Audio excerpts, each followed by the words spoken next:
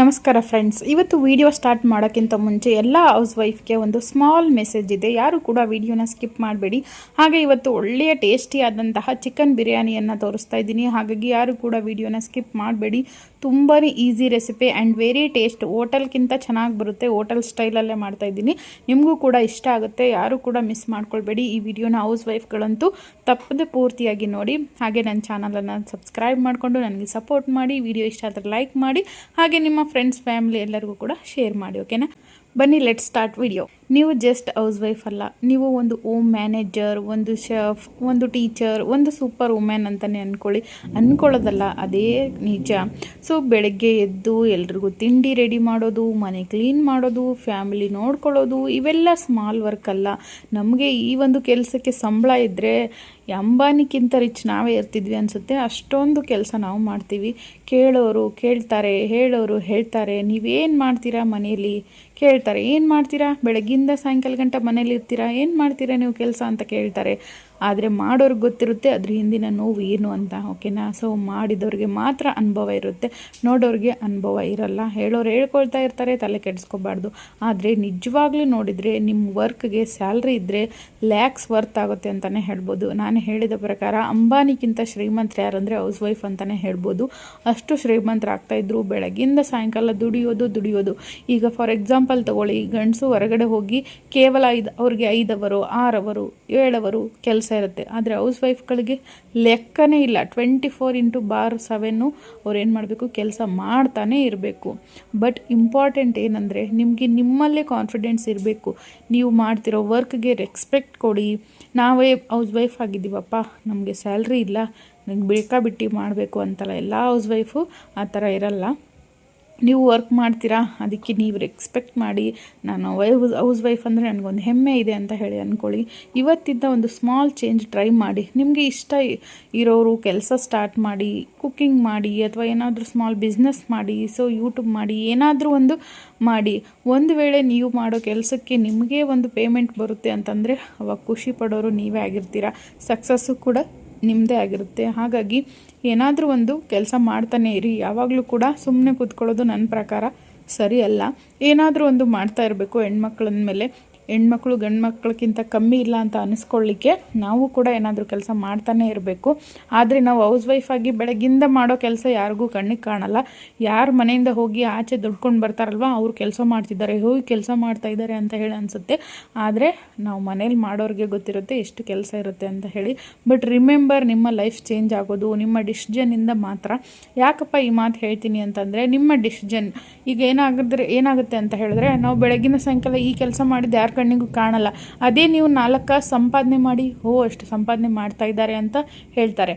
ಆದರೆ ಅದೇ ಮನೇಲಿ ಕೆಲಸ ಮಾಡ್ಕೊಂಡು ಕೂತ್ಕೊಳ್ಳಿ ನೀವು, ಅವಾಗ ಹೇಳ್ತಾರೆ, ಅವಳೇನು ದುಡಿಯಲ್ಲ, ದುಃಖ ಬಡಲ್ಲ, ಮನೇಲಿ ಕೆಲಸ ಮಾಡ್ಕೊಂಡು ಬಿದ್ದಿರ್ತಾಳೆ ಬಾರ, ಈ ಥರ ನೆಗ್ಲಿಜೆನ್ಸಿ ಮಾಡ್ತಾರೆ. ಅದೇ ನಮ್ಮ ಕೆಲಸದ ಜೊತೆಗೆ ನಾವು ಒಂದು ಸ್ವಲ್ಪ ಏನಾದರೂ ಬಿಸ್ನೆಸ್ಸು ಅಥವಾ ನಮ್ಮ ಫ್ಯಾಷನ್, ನಮಗೇನು ಇಂಟ್ರೆಸ್ಟ್ ಇದೆ ಅದನ್ನು ನಾವು ಮಾಡಿದ್ರೆ ಅವಾಗ ಹೇಳ್ತಾರೆ, ಅವಳು ದುಡಿತಾಳೆ, ಮನೆ ಕೆಲಸ ಎಲ್ಲ ಮಾಡ್ಕೊಂಡು ದುಡಿತಾಳೆ. ಸೊ ಅವಾಗ ಒಂದು ರೆಸ್ಪೆಕ್ಟ್ ಇರುತ್ತೆ. ಸೊ ಅದನ್ನು ನಾವು ಗಳಿಸ್ಬೇಕು ಅಂತಂದರೆ ನಾವು ಕೂಡ ಚೇಂಜ್ ಆಗಬೇಕು. ಸೋಮಾರಿತನ ಬಿಡಬೇಕು. ನಮ್ಮ ಕೈಯಲ್ಲಿ ಎಷ್ಟಾಗುತ್ತೆ ಅಷ್ಟು ದುಡಿತಾ ಇರಬೇಕು. ದುಡಿಯೋದು ಅಂತಂದರೆ ಬರೀ ಅದೇ ಕೆಲಸ ಮಾಡೋದಲ್ಲ. ಅದ್ರ ಜೊತೆಗೆ ಮನೆ ಕೆಲಸ, ಮಕ್ಕಳ ಜೊತೆ, ಗಂಡನ ಜೊತೆ ಆಯಾಗಿದ್ದು ಆ ನಂತರ ನಿಮಗೆ ಟೈಮ್ ಸ್ಪೆಂಡ್ ಮಾಡೋಕ್ಕೆ ಏನಾದರೂ ಬೇಕು ಅಂದಾಗ ನೀವು ಕೆಲಸ ಮಾಡಿ. ಓಕೆನಾ, ಸೊ ನಾವು ಎಲ್ಲರೂ ಮಾಡ್ತಾಯಿದ್ದಾರೆ ಅಂತ ಹೇಳಿ ನೀವು ಟೆನ್ಷನ್ ತೊಗೊಂಡು ಆ ರೀತಿ ಎಲ್ಲ ಮಾಡಬೇಡಿ. ನಿಮ್ಗೆ ಇಷ್ಟ ಇದ್ದರೆ ಮಾಡಿ. ಓಕೆನಾ, ಸೊ ಇವತ್ತು ಪಾಸಿಟಿವ್ ಆಗಿ ನೀವು ಸ್ಟಾರ್ಟ್ ಮಾಡಿದ್ರಿ ಅಂತ ಹೇಳಿದ್ರೆ ಮತ್ತೆ ನಮ್ಮ ವಿಡಿಯೋ ಕಂಟಿನ್ಯೂ ಮಾಡೋಣ. ಯಾವ ರೀತಿ ಅಂದರೆ, ನಾನು ಕೂಡ ಕೆಲಸ ಮಾಡ್ತಿದ್ದೀನಿ ಅಂತ ಹೇಳಿ ನೀವು ಕಮೆಂಟ್ ಹಾಕಬೇಕು. ಆ ಥರ ನೀವು ಮಾಡಿ. ಓಕೆನಾ, ಸೊ ಇವತ್ತು ಈ ಸ್ಟಾರ್ಟ್ ಮಾಡೋಕ್ಕೆ ನನಗೆ ಮುಂಚೆ ಸ್ವಲ್ಪ ಹಾರ್ಟಿಂದ ಮಾತಾಡಬೇಕು ಅಂತ ಅನ್ನಿಸ್ತು. ಸೊ ಹಾಗಾಗಿ ಎಲ್ಲ ಹೌಸ್ ವೈಫ್ಗೆ ಡೆಡಿಕೇಟ್ ಮಾಡಿದ್ದೀನಿ ಈ ಒಂದು ಮೆಸೇಜ್ನ.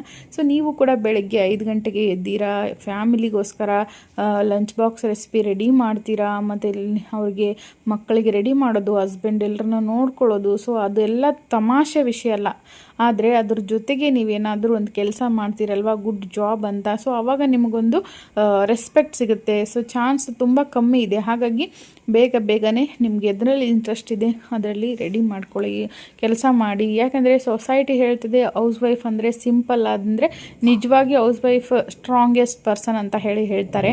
ಬಟ್ ಒಂದಿಷ್ಟು ಜನ ಬೇರೆ ಥರ ನೋಡ್ತಾರೆ. ಹಾಗಾಗಿ ನಿಮ್ಗೆ ಇಷ್ಟ ಇದ್ದರೆ ಮಾಡಿ. ಸೊ ನೀವು ಅಂದರೆ ಇದು ಕೂಡ ರೆಸ್ಟ್ ತಗೊಳ್ಳೋದೇನಲ್ಲ, ಫ್ಯಾಮಿಲಿ ಫಸ್ಟ್ ಅಂತ ಯಾವಾಗಲೂ ಥಿಂಕ್ ಮಾಡ್ತೀರಾ. ಆದರೆ ಒಂದು ಪ್ರಶಂಸೆ ಏನಪ್ಪ ಅಂದರೆ ನಿಮ್ಮ ಡ್ರೀಮ್ ಏನಾಯಿತು. ಸೊ ಇದು ಎಲ್ಲರಿಗೂ ಅನಿಸುತ್ತೆ ಅಲ್ವಾ. ಸೊ ಈಗ ಎಷ್ಟೋ ಡಿಗ್ರಿ ಎಲ್ಲ ಓದ್ಕೊಂಡು ಬಂದು ಆನಂತರ ಮನೇಲಿ ಕೂತ್ಕೊಂಡು ಕೆಲಸ ಮಾಡೋದೈತಲ್ಲ, ಇದು ದೊಡ್ಡ ಒಂದು ನೆಗ್ಲಿಜೆನ್ಸಿ ಅಂತಲೇ ಹೇಳ್ಬೋದು, ಅಥವಾ ನಮ್ಮ ಹಣೆ ಬರ ಅಂತೇಳಿ ಸುಮ್ಮನೆ ಇದ್ಬಿಡ್ತೀವಿ. ಯಾಕಂದರೆ ಈಗ ಎಷ್ಟು ಡಿಗ್ರಿ 1, 2, 3 ಡಿಗ್ರಿ ತೊಗೊಂಡಿರ್ತಾರೆ, ಅವ್ರು ಬಂದು ಹೌಸ್ ವೈಫ್ ಆಗ್ತಾರೆ. ಏನು ಬೆಲೆ ನಮ್ಮ ಡಿಗ್ರಿಗೆ ಅಲ್ವಾ. ಡಿಗ್ರಿ ಮಾಡಿ ಹೌಸ್ ವೈಫ್ ಅನ್ನೋ ಪಟ್ಟ ತೊಗೊಳ್ತೀವಿ. ಸ್ಕೂಲ್ ಟೈಮಲ್ಲಿ, ಕಾಲೇಜ್ ಟೈಮಲ್ಲಿ ನಿಮ್ಗೆ ಏನಾಗಬೇಕು ಅಂತ ಡ್ರೀಮ್ ಇತ್ತು ಅಂತ ಎಲ್ಲರೂ ಕೇಳ್ತಾರೆ. ಸೊ ಅವಾಗ ನಾವು ಹೇಳಿರ್ತೀವಿ ಇಂಜಿನಿಯರು, ಡಾಕ್ಟ್ರು ಅಂತ ಹೇಳ್ತೀವಿ. ಬಟ್ ಇವತ್ತು ಅದು ಡ್ರೀಮ್ ಎಲ್ಲೋಯ್ತು. ಲೈಫ್ ಫುಲ್ ಮನೆ, ಕುಕ್ಕಿಂಗ್, ರೆಸ್ಪಾನ್ಸಿಬಿಲಿಟಿ ಎಲ್ಲೇ ಹೋಗ್ಬಿಡ್ತಾ. ಇದೇ ನಮ್ಮ ಲೈಫಾ. ಸೊ ನಮಗೆ ನಾವೇ ಪ್ರಶ್ನೆ ಹಾಕಿದಾಗ ಅನಿಸುತ್ತೆ, ನಾನು ಹೇಳೋದು ಒಂದು ಲೇಟ್ ಆಗಲಿ, ಅಥವಾ ನಾವು ಇವತ್ತು ಸ್ಟಾರ್ಟ್ ಮಾಡಿದ್ರೆ ಮುಂದೆ ನಮ್ಮ ಏಜ್ ಮ್ಯಾಟರ್ ಆಗಲ್ಲ, ಸಿಚುವೇಶನ್ ಮ್ಯಾಟರ್ ಆಗುತ್ತಷ್ಟೇ. ನಾವು ಯಾವಾಗ ಸ್ಟಾರ್ಟ್ ಮಾಡ್ತೀವಿ ಅಂತಲ್ಲ, ಏನು ಸ್ಟಾರ್ಟ್ ಮಾಡ್ತಾ ಇದ್ದೀವಿ, ನಾವು ರೀಚ್ ಆಗ್ತೀವ ನಮ್ಮ ಗೋಲು. ಸೊ ಅದ್ರ ಮೇಲೆ ನಾವು ಡೆಡಿಕೇಟ್ ಮಾಡಿದ್ರೆ ಒಳ್ಳೆಯದು ಅಂತ ನನ್ನ ಅಭಿಪ್ರಾಯ. ಸೊ ನಿಮ್ಗೆ ಯಾವುದ್ರಲ್ಲಿ ಫ್ಯಾಷನ್ ಇದೆ, ಬಿಸ್ನೆಸ್ ಮಾಡಬೇಕಾ, ಏನಾದರೂ ಕಂಟೆಂಟ್ ಕ್ರಿಯೇಟ್ ಮಾಡಬೇಕಾ, ಡೈಲಿ 1 ಅವರ್ ಅದಕ್ಕೋಸ್ಕರ ನೀವು ಡೆಡಿಕೇಟ್ ಮಾಡಿದ್ರಿ ಅಂದರೆ ನಿಮ್ಮ ಲೈಫು ಕೂಡ ತುಂಬ ಚೆನ್ನಾಗಿ ಚೇಂಜ್ ಆಗುತ್ತೆ. ರಿಮೆಂಬರ್ ದಿಸ್ ಲೈನ್ ಅಂತಲೇ ಹೇಳ್ತೀನಿ. ನೀವು ಬೇರೆಯವರ ಲೈಫ್ ಬಿಲ್ಡ್ ಮಾಡ್ತಿದ್ದೀರಾ, ಸ್ವಲ್ಪ ನಿಮ್ಮ ಲೈಫ್ ಕೂಡ ಬಿಲ್ಡ್ ಮಾಡಿ. ಸೊ ಯಾಕೆ ಈ ಮಾತು ಹೇಳ್ತೀನಿ ಅಂತಂದರೆ, ಯಾವತ್ತು ನಿಮ್ಮ ವ್ಯಾಲ್ಯೂ ಕಮ್ಮಿ ಆಗಬಾರ್ದು ಅಂತ ಥಿಂಕ್ ಮಾಡಬೇಡಿ. ನೀವು ಫ್ಯಾಮಿಲಿ ಬ್ಯಾಕ್ ಬೋನ್, ನಿಮ್ಮ ವ್ಯಾಲ್ಯೂ ಕಮ್ಮಿ ಆಗಲ್ಲ. ಬಟ್ ಕಮ್ಮಿ ಯಾವಾಗ ಆಗುತ್ತೆ, ನಾವು ಕೈ ಕೂತ್ಕೊಂಡಾಗ. ಫಾರ್ ಎಕ್ಸಾಂಪಲ್, ನಾವೆಲ್ಲ ಕೆಲಸ ಮಾಡಿ ನಮಗಿನ್ನೂ 4-5 ಅವರ್ ಇದೆ, ನಾವು ಆ ಟೈಮಲ್ಲಿ ಏನಾದರೂ ಮಾಡ್ತೀವಲ್ವ ಕೆಲಸ, ಆವಾಗ ಅನಿಸ್ಕೊಳ್ತೀವಿ ನಾವು, ಹಾರ್ಡ್ ವರ್ಕರ್ ಇವರು ಅಂತ. ಸೊ ಇವತ್ತಿಂದ ಕಾನ್ಫಿಡೆನ್ಸ್ ಜೊತೆ, ನಿಮ್ಮ ಸ್ಮೈಲ್ ಜೊತೆ ನಿಮ್ಮ ಜರ್ನಿಯನ್ನು ಸ್ಟಾರ್ಟ್ ಮಾಡಿ. ನಿಮ್ಮ ಜರ್ನಿ ಜೊತೆ ನಾನು ಕೂಡ ಇರ್ತೀನಿ, ನಿಮ್ಮ ಜೊತೆ ನಾನು ಕೂಡ ಸಾಕ್ತಾ ಇರ್ತೀನಿ. ಸೊ ನೀವು ಏನರಲ್ಲಿ ಇಂಟ್ರೆಸ್ಟ್ ಇದೆ ಅದನ್ನು ಮಾಡಿ. ನಿಮ್ಗೇನಾದರೂ ಬಿಸ್ನೆಸ್ಗಳ ಐಡಿಯಾ ಬೇಕು, ಅಥವಾ ವರ್ಕ್ ಫ್ರಮ್ ಹೋಮ್ ಜಾಬ್ಗಳ ಬಗ್ಗೆ ಬೇಕು, ನೀವು ಮನೆಯಲ್ಲೇ ಕುಳಿತುಕೊಂಡು ಜಾಬ್ ಮಾಡ್ತೀರಿ ಅನ್ನೋರಾದರೆ ಅದು ಕಮೆಂಟ್ ಮಾಡಿ, ನಾನು ಅದಕ್ಕೂ ಕೂಡ ಐಡಿಯಾಗಳನ್ನು ಕೊಡ್ತೀನಿ. ನೀವು ಮನೆಯಲ್ಲೇ ಕೂತ್ಕೊಂಡು ಕೂಡ ಕೆಲಸವನ್ನು ಮಾಡಬಹುದು. ಒಂದಿಷ್ಟು ನನಗೂ ಕೂಡ ಐಡಿಯಾ ಇದೆ. ಆ ಐಡಿಯಾಗಳನ್ನು ನಿಮಗೆ ಮುಂದಿನ ವಿಡಿಯೋಗಳಲ್ಲಿ ಶೇರ್ ಮಾಡ್ತಾ ಬರ್ತೀನಿ, ಓಕೆನಾ. ಸೊ ಯಾರು ಕೂಡ ವರಿ ಮಾಡ್ಕೋಬೇಡಿ, ಹೀಗೆ ನನ್ನ ವಿಡಿಯೋಗಳನ್ನು ನೋಡ್ತಾ ಇರಿ. ಸೊ ಇವಾಗ ಇದು ಜಾಸ್ತಿ ಆಯಿತು ಅನಿಸುತ್ತೆ ಮೋಟಿವೇಶನ್ನು. ಸೊ ಇದನ್ನ ಇಲ್ಲಿಗೆ ಬಿಟ್ಟು ಇವಾಗ ಕುಕ್ಕಿಂಗ್ ಕಡೆ ಹೋಗೋಣ ಬನ್ನಿ. Let's start cooking. ಓಕೆ, ಇವತ್ತು ನಾನು ಸಿಂಪಲ್ ಆಗಿರುವಂಥ ಟೇಸ್ಟಿಯಾಗಿರುವಂಥ ಬಿರಿಯಾನಿ ಮಾಡ್ತಾಯಿದ್ದೀನಿ. ಫಸ್ಟ್ ಅದಕ್ಕೆ ಏನೆಲ್ಲ ಬೇಕು ಅಂತ ಹೇಳ್ತೀನಿ, ಬನ್ನಿ ತೋರಿಸ್ತೀನಿ. ಸೊ ಫ್ರೆಂಡ್ಸ್, ನಾನಿಲ್ಲಿ ಚಿಕನ್ ಬಿರಿಯಾನಿ ಮಾಡ್ತಾಯಿದ್ದೀನಿ. ಸೊ ಇದು ತುಂಬ ಚೆನ್ನಾಗಿ ಇಷ್ಟ ಆಗುತ್ತೆ, ಮಕ್ಕಳೆಲ್ಲ ತಿಂತಾರೆ, ಅಷ್ಟು ಚೆನ್ನಾಗಿರುತ್ತೆ. ಸೊ ಇದಕ್ಕೆ ಫಸ್ಟ್ ನಿಮಗೆ ಪಾಲಕ್ ಸೊಪ್ಪು ಮತ್ತು ಪುದೀನ ಸೊಪ್ಪು ಬೇಕಾಗುತ್ತೆ. ಸೊ ಅದು ಎರಡೂ ಇತ್ತು ಅಂದರೆ ತುಂಬಾ ಟೇಸ್ಟಿಯಾಗಿ ಬರುತ್ತೆ. ಸೊ ಪಾಲಕ್ ಸೊಪ್ಪು ಮತ್ತು ಪುದೀನ ಸೊಪ್ಪನ್ನು ನೀವು ಚೆನ್ನಾಗಿ ಫ್ರೈ ಮಾಡಿಕೊಂಡು ಅದಕ್ಕೆ ಸ್ವಲ್ಪ ಬೆಳ್ಳುಳ್ಳಿ ಮತ್ತು ಏನಿದು ಶುಂಠಿ ಇರುತ್ತಲ್ವ, ಸೊ ಅದನ್ನು ನೀವು ಕಟ್ ಮಾಡಿಕೊಂಡು ಸ್ವಲ್ಪ ಪೇಸ್ಟ್ ಮಾಡ್ಕೊಳ್ಳಿ. ಸೊ ಅದಾದಮೇಲೆ ಅದಕ್ಕೆ ಸ್ವಲ್ಪ ತೆಂಗಿನಕಾಯಿ ಮತ್ತು ಹಸಿರು ಮೆಣಸಿಕಾಯಿ ಹಾಕಿ ಅದನ್ನು ಕೂಡ ಪೇಸ್ಟ್ ಮಾಡ್ಕೊಳ್ಳಿ. ಸೊ ನಾನು ಆವಾಗಲೇ ತೋರಿಸಿದ್ನಲ್ವ, ಸೊ ಆ ಥರ ಗ್ರೈಂಡ್ ಮಾಡ್ಕೊಳ್ಳಿ. ಸೊ ಅದಾದಮೇಲೆ ನೀವು ಒಗ್ಗರಣೆ ಹಾಕ್ಕೊಳ್ಳಿ, ತುಂಬ ಚೆನ್ನಾಗಿ ಬರುತ್ತೆ. ಸೊ ನಿಮಗೆ ಬಿರಿಯಾನಿ ಯಾವಾಗಲೂ ಸಾಫ್ಟಾಗಿ ಬರಬೇಕು, ಅದರಲ್ಲಿರುವ ಪೀಸು ಸಾಫ್ಟಾಗಿ ಬರಬೇಕು ಅಂದರೆ ನೀವೇನು ಮಾಡಬೇಕು ಅಂತಂದರೆ, ಮೊದಲೇ ಬಿರಿಯಾನಿನ ಚಿಕನನ್ನು ನೀವು ಕಲಸಿ ಇಟ್ಕೊಳ್ಳಿ, ಆವಾಗ ಸಾಫ್ಟಾಗಿ ಬರುತ್ತೆ, ಓಕೆನಾ. ಸೊ ಇವಾಗ ಒಂದು ಕುಕ್ಕರ್ಗೆ ನಾನು ಎಣ್ಣೆ ಹಾಕ್ಕೊಂಡು ಅದಕ್ಕೆ ಎಲ್ಲ ಸ್ಪೈಸಸ್ ಹಾಕ್ಕೊಳ್ತಾ ಇದ್ದೀನಿ. ಚಕ್ಕೆ, ಲವಂಗ ಮತ್ತು ಪಲಾವ್ ಎಲೆ ಮತ್ತು ಹೂವು ಇರುತ್ತಲ್ವ, ಸೊ ಎಲ್ಲ ಸ್ಪೈಸಸ್ ಹಾಕ್ಕೊಂಡು ಈರುಳ್ಳಿ ಹಾಕ್ಕೊಂಡು, ಈರುಳ್ಳಿ ಫುಲ್ ಬ್ರೌನ್ ಆಗಬೇಕು. ಆ ಥರ ಆದಮೇಲೆ ಅದಕ್ಕೆ ನೀವು ತೊಳೆದಿಟ್ಕೊಂಡಿರುವಂಥ ಚಿಕನನ್ನು ಹಾಕ್ಕೊಳ್ಳಿ. ಚಿಕನ್ನು ಸ್ಮೆಲ್ ಬರ್ತಾ ಇರುತ್ತಲ್ವ ತೊಳಿಬೇಕಾದ್ರೆ, ಅದಕ್ಕೆ ಏನು ಮಾಡಬೇಕಂತ ಟಿಪ್ಸ್ ಹೇಳ್ತೀನಿ. ಅದಕ್ಕೆ ಈರುಳ್ಳಿ ಚಿಕ್ಕದಾಗಿ ಕಟ್ ಮಾಡಿ ಹಾಕ್ಕೊಂಡು ಸ್ವಲ್ಪ ಉಪ್ಪು, ಅರಿಶಿನ ಪುಡಿ ಹಾಕ್ಕೊಂಡು ತೊಳ್ಕೊಳ್ಳೋದ್ರಿಂದ ನಿಮಗೆ ಚಿಕನ್ನು ಸ್ಮೆಲ್ ಬರಲ್ಲ. ಸೊ ಇವಾಗ ಚಿಕನ್ ಸ್ವಲ್ಪ ಬೆಂದ ಮೇಲೆ ಟೊಮೆಟೊ ಹಾಕ್ಕೊಳ್ಳಿ. ಟೊಮೆಟೊ ಆದಮೇಲೆ ಇಲ್ಲಿ ನೀವು ಮನೇಲೇ ಮಾಡ್ಕೊಂಡಿರುವಂಥ ಮಸಾಲೆ ಆದರೂ ಹಾಕಿ, ಅಥವಾ ಅಂಗಡಿಯಿಂದ ತಂದಂಥ ಮಸಾಲೆ ಆದರೂ ಹಾಕ್ಕೊಳ್ಳಿ. ಗರಂ ಮಸಾಲೆ ಹಾಕ್ತಾಯಿದ್ದೀನಿ, ಸೊ ನಾನು ಮನೇಲೇ ಮಾಡ್ಕೊಂಡಿರುವಂಥದ್ದು. ಸೊ ಅದಾದಮೇಲೆ ನೀವೇನು ರುಬ್ಬಿಟ್ಕೊಂಡಿರ್ತೀರಲ್ವ ಪಾಲಕ್ ಸೊಪ್ಪಿಂದು, ಸೊ ಅದೆಲ್ಲ ಆ್ಯಡ್ ಮಾಡ್ಕೊಳ್ಳಿ. ಸೊ ಇದೆಲ್ಲ ಹಸಿ ವಾಸನೆ ಎಲ್ಲ ಹೋಗುವವರೆಗೂ ಅದನ್ನು ಚೆನ್ನಾಗಿ ಫ್ರೈ ಮಾಡಬೇಕು. ಸೊ ಇದೆಷ್ಟು ಟೇಸ್ಟಿ ಆಗುತ್ತೆ ಅಂದರೆ ಮಕ್ಕಳಂತೂ ತುಂಬ ಇಷ್ಟಪಟ್ಟು ತಿಂತಾರೆ, ಅಷ್ಟು ಟೇಸ್ಟಿ ಆಗುತ್ತೆ. ಸೊ ಅದಾದಮೇಲೆ ಉಪ್ಪು ಹಾಕ್ಕೊಳ್ಳಿ. ನಾನಿಲ್ಲಿ ಫಸ್ಟಿಗೆ ಕಲಸಿಟ್ಟು ಆನಂತರ ಒಗ್ಗರಣೆ ಹಾಕ್ತಾಯಿಲ್ಲ, ಯಾಕಂದರೆ ಲೇಟಾಗಿತ್ತು ಆಲ್ರೆಡಿ. ಸೊ ಲೇಟಾಗಿ ತಂದು ಕೊಟ್ಟರು, ಅದಕ್ಕೆ ಡೈರೆಕ್ಟ್ ಒಗ್ಗರಣೆ ಹಾಕ್ತಾಯಿದ್ದೀನಿ. ಸೊ ಅದಾದಮೇಲೆ ಸ್ವಲ್ಪ ಚಿಕನ್ ಮಸಾಲೆ ಮತ್ತು ಬಿರಿಯಾನಿ ಮಸಾಲೆ ಎಲ್ಲ ಮಸಾಲೆ ಯಾವುದ್ಯಾವುದಿದೆ ನಿಮ್ಮ ಹತ್ರ ಎಲ್ಲ ಹಾಕ್ಕೊಳ್ಳಿ, ಚೆನ್ನಾಗಿ ಟೇಸ್ಟ್ ಬರುತ್ತೆ, ಓಕೆನಾ. ಸೊ ಅದಾದಮೇಲೆ ಸ್ವಲ್ಪ ಇದಕ್ಕೆ ನೀವು ತುಪ್ಪನ ಆ್ಯಡ್ ಮಾಡ್ಕೊಳ್ಳಿ, ಓಕೆನಾ. ಎಣ್ಣೆ ಜೊತೆಗೆ ತುಪ್ಪ ಹಾಕಿದ್ರೆ ತುಂಬ ಚೆನ್ನಾಗಿ ಬರುತ್ತೆ. ನಿಮ್ಮ ಹತ್ರ ತುಪ್ಪ ಇಲ್ಲಾಂದರೆ ಬೆಣ್ಣೆ ಇರುತ್ತಲ್ವ, ಸೊ ಬೆಣ್ಣೆನಾದರೂ ಹಾಕ್ಕೊಳ್ಳಿ, ಅದು ಕೂಡ ತುಂಬ ಚೆನ್ನಾಗಿ ಬರುತ್ತೆ. ಬಿರಿಯಾನಿ ಸಾಫ್ಟಾಗಿ ಬರುತ್ತೆ ಮತ್ತು ಪೀಸು ಕೂಡ ಸಾಫ್ಟಾಗಿರುತ್ತೆ ನೀವು ಬೆಣ್ಣೆ ಅಥವಾ ತುಪ್ಪ ಹಾಕೋದ್ರಿಂದ. ಮತ್ತು ಸ್ಮೆಲ್ಲು ಕೂಡ ಅಷ್ಟೇ ಚೆನ್ನಾಗಿ ಬರುತ್ತೆ. ಸೊ ಇವಾಗ ಎಲ್ಲ ಸ್ಪೈಸಸ್ ಹಾಕಿದ್ಮೇಲೆ ಒಂದು ರೌಂಡ್ ತಿರುಗಿಸ್ಕೊಳ್ಳಿ. ಅದು ಸ್ವಲ್ಪ ಎಣ್ಣೆ ಬಿಟ್ಕೋಬೇಕು, ಚಿಕನೆಲ್ಲ ನೀರೆಲ್ಲ ಹೋಗಿ ಎಣ್ಣೆ ಬಿಟ್ಕೋತಿತ್ತಲ್ವ. ಸೊ ಆವಾಗ ನೀವು ಲಿಂಬೆಹಣ್ಣನ್ನು ಹಿಂಡಿ ಚೆನ್ನಾಗಿ. ಸೊ ಅದಕ್ಕೆ ಸ್ವಲ್ಪ ನಿಮ್ಮ ಹತ್ರ ಶುಂಠಿ ಬೆಳ್ಳುಳ್ಳಿ ಪೇಸ್ಟ್ ಇತ್ತಂದರೂ ಅದು ಕೂಡ ಆ್ಯಡ್ ಮಾಡ್ಕೊಳ್ಳಿ. ಆಲ್ರೆಡಿ ನಾನು ಶುಂಠಿ ಬೆಳ್ಳುಳ್ಳಿನ ಹಾಗೆ ಹಾಕಿದ್ದೀನಿ, ಮತ್ತೊಂದು ಸಾರಿ ಇನ್ನೊಂದು ಸಾರಿ ಹಾಕ್ಕೊಳ್ತಾ ಇದ್ದೀನಿ ಚೆನ್ನಾಗಿ ಫ್ಲೇವರ್ ಬರಲಿ ಅಂತ ಹೇಳಿಬಿಟ್ಟು. ಲಾಸ್ಟಲ್ಲಿ ಸ್ವಲ್ಪ ಹಾಕ್ಕೊಂಡು ಅದಾದಮೇಲೆ ಸ್ವಲ್ಪ ಮೊಸರನ್ನು ಹಾಕ್ಕೊಳ್ಳಿ, ತುಂಬ ಚೆನ್ನಾಗಿರುತ್ತೆ. ಮೊಸರು ಹಾಕ್ಕೊಂಡ್ರೇ ನಿಮಗೆ ಬಿರಿಯಾನಿ ಫ್ಲೇವರು ಚೆನ್ನಾಗಿ ಬರುತ್ತೆ ಮತ್ತು ಸಾಫ್ಟಾಗೂ ಬರುತ್ತೆ, ಓಕೆನಾ. ಮತ್ತು ತಳ ಹಿಡಿಯಲ್ಲ. ಮೊಸರು ಯಾಕೆ ಹಾಕ್ತೀವಿ ಅಂತಂದರೆ ನಾವು ಬಿರಿಯಾನಿ ಮಾಡಬೇಕಾದ್ರೆ ಸೀದೋಗುತ್ತಲ್ವ, ಸೊ ಅದು ಸೀದೋಗಲ್ಲ, ರೈಸು ಸೀದೋಗಲ್ಲ. ಅದಕ್ಕೋಸ್ಕರ ನೀವು ಮೊಸರನ್ನು ಆ್ಯಡ್ ಮಾಡ್ಕೊಳ್ಳಿ, ಓಕೆನಾ. ಸೊ ಇದೆಷ್ಟು ಆದಮೇಲೆ ಇವಾಗ ನೋಡಿ ಯಾವ ಥರ ಕುದೀತಾ ಇದೆ, ಯಾವ ಥರ ಎಣ್ಣೆ ಬಿಟ್ಕೋತಾ ಇದೆಯಲ್ವ. ಒಂದು 10 ನಿಮಿಷನಾದರೂ ನೀವು ಈ ಥರ ಬೇಯಿಸ್ಬೇಕು. ಆವಾಗ ನಿಮಗೆ ಚಿಕನು ಚೆನ್ನಾಗಿ ಬೇಯ್ತಿದೆ ಮತ್ತು ಗಟ್ಟಿ ಗಟ್ಟಿ ಬರಲ್ಲ ಪೀಸು, ಓಕೆನಾ. ಸೊ ಇವಾಗ ನೀವೇನು ಮಾಡಿ ಲಿಂಬೆಹಣ್ಣನ್ನು ನೀಟಾಗಿ ಕಟ್ ಮಾಡಿಕೊಂಡು ಹಿಂಡ್ಕೊಳ್ಳಿ, ಓಕೆನಾ. ನಿಮ್ಗೆ ಎಷ್ಟು ರುಚಿಗೆ ಬೇಕೋ ಅಷ್ಟು ತಕ್ಕಂಗೆ ಹಿಂಡ್ಕೊಳ್ಳಿ.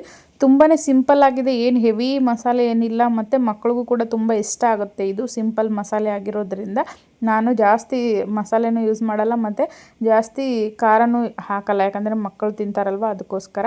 ಸೊ ಅದಾದಮೇಲೆ ಅದೆಲ್ಲ ಎಣ್ಣೆ ಬಿಟ್ಕೊಂಡಾದಮೇಲೆ ಇವಾಗ ಅಕ್ಕಿನ ಹಾಕ್ಕೊಳ್ಳಿ. ಸೊ ನೀವು ಎಷ್ಟು ಕ್ವಾಂಟಿಟಿಲಿ ಅಕ್ಕಿ ಹಾಕ್ಕೊಂಡಿರ್ತೀರ, ಫಾರ್ ಎಕ್ಸಾಂಪಲ್ 2 ಗ್ಲಾಸ್ ಅಕ್ಕಿ ಹಾಕ್ಕೊಂಡ್ರೆ 4 ಗ್ಲಾಸ್ ನೀರಿಡಿ.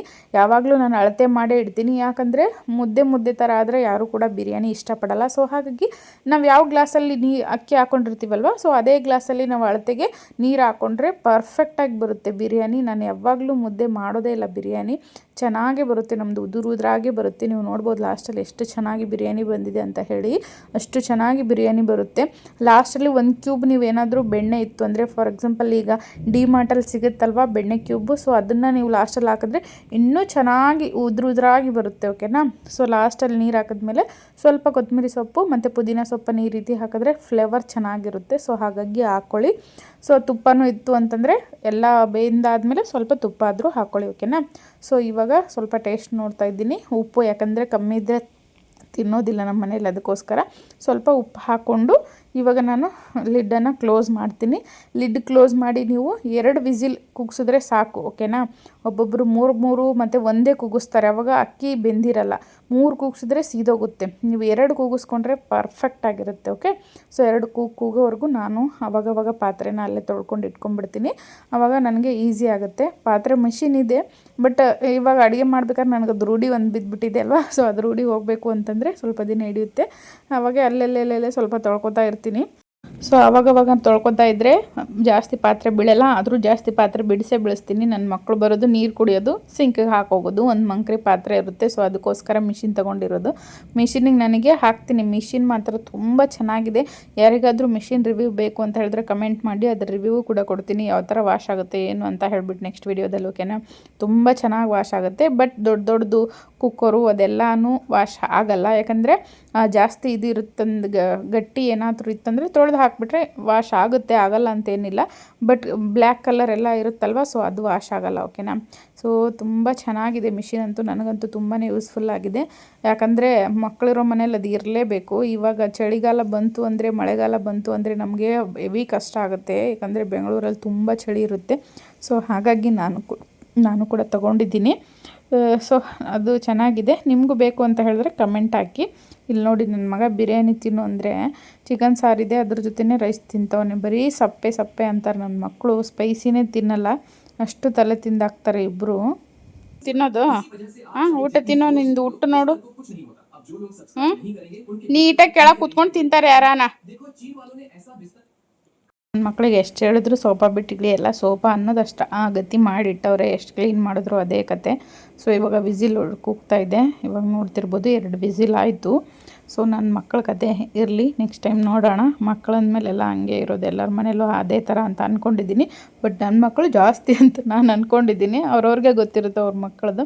ಸೊ ನೋಡಿ, ಇವಾಗ ಬಿರಿಯಾನಿ ರೆಡಿ ಆಗಿದೆ. ತುಂಬ ಚೆನ್ನಾಗಿ ಬರ್ತಾಯಿತ್ತು, ಸ್ಮೆಲ್ಲಂತೂ ಯಾವಾಗ ತಿಂತೀವಿ ಅನ್ನಿಸ್ತಾ ಇತ್ತು, ಅಷ್ಟು ಚೆನ್ನಾಗಾಗಿತ್ತು. ಮತ್ತು ಅಷ್ಟೇ ಉದ್ರಾಗಿ ಚೆನ್ನಾಗಿ ಬಂದಿತ್ತು ನೋಡಿ.